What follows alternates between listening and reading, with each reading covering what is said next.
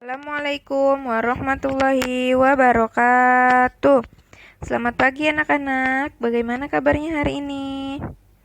Alhamdulillah. Semoga kita semua selalu dalam keadaan sehat walafiat ya.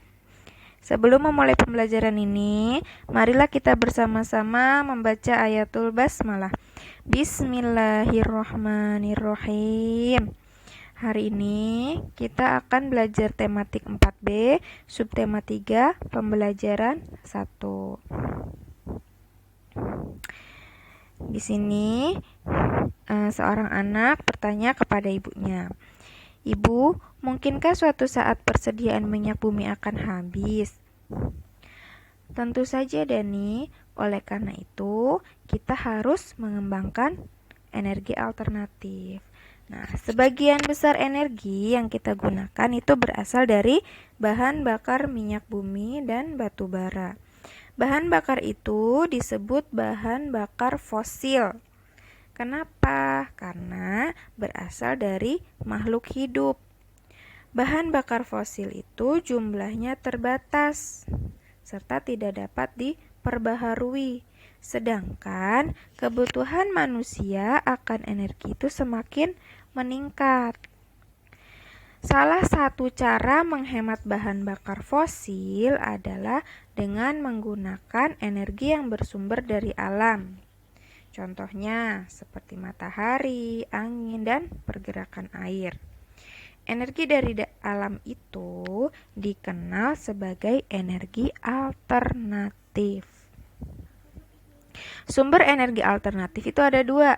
Yang pertama, sumber energi yang dapat diperbaharui. Dan yang kedua, sumber energi kekal. Sumber energi alternatif yang dapat diperbaharui adalah bahan bakar bio atau biofuel yang berasal dari tumbuhan atau limbah pertanian. Berikut ini adalah sumber energi alternatif dan cara penggunaannya. Yang pertama yaitu matahari. Matahari merupakan sumber energi panas dan cahaya yang tidak pernah habis. Manusia memanfaatkan energi panas matahari salah satunya untuk memanaskan air dengan alat panel surya. Panel surya dapat menyerap panas matahari bahkan saat cuaca mendung. Energi panas dan energi cahaya matahari dapat diubah menjadi energi listrik oleh panel surya dengan cara energi matahari ditangkap dan dikumpulkan oleh sel surya. Sel surya itu lembaran yang terbuat dari silikon tipis. Selanjutnya, sel surya mengubah energi matahari menjadi energi listrik. Yang kedua yaitu angin. Angin adalah udara yang bergerak karena perbedaan tekanan.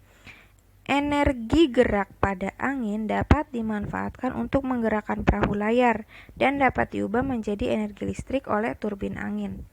Turbin angin biasanya terdapat di daerah yang berangin kencang. Di dalam turbin angin terdapat generator yang berfungsi membangkitkan listrik. Ketika angin berhembus, baling-baling turbin akan berputar. Nah, generator yang terhubung dengan baling-baling akan ikut berputar juga sehingga menghasilkan listrik. Yang ketiga itu aliran air. Air yang mengalir memiliki energi gerak yang dapat diubah menjadi energi listrik. Disebut juga dengan energi hidroelektrik. Semakin besar aliran air, maka semakin besar listrik yang dihasilkan. Bagaimana caranya? Yaitu dengan cara air dibendung dalam sebuah waduk, kemudian dialirkan melewati terowongan yang menurun. Aliran ini akan memutar baling-baling kincir yang dihubungkan dengan generator.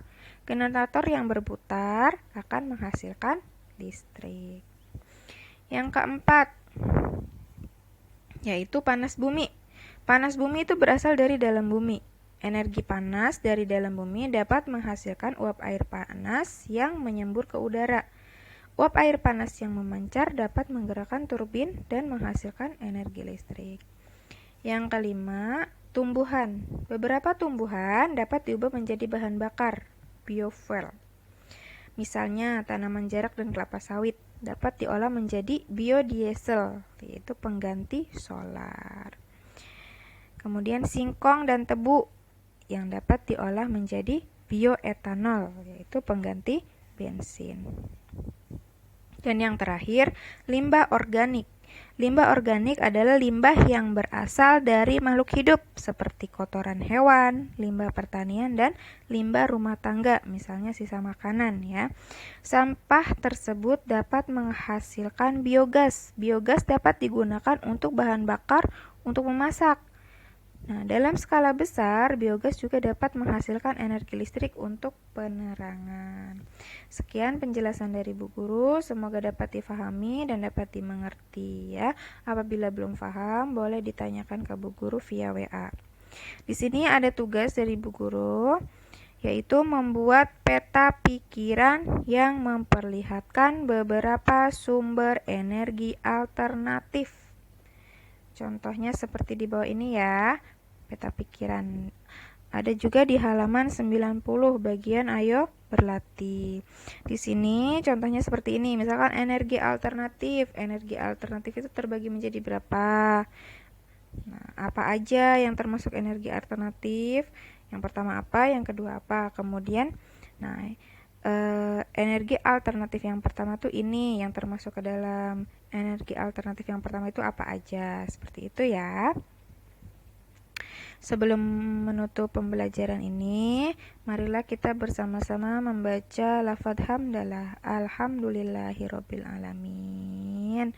Semoga dapat difahami dan dapat dimengerti. Sekian dari Bu Guru, wabillahi taufik wal hidayah. Wassalamualaikum warahmatullahi wabarakatuh.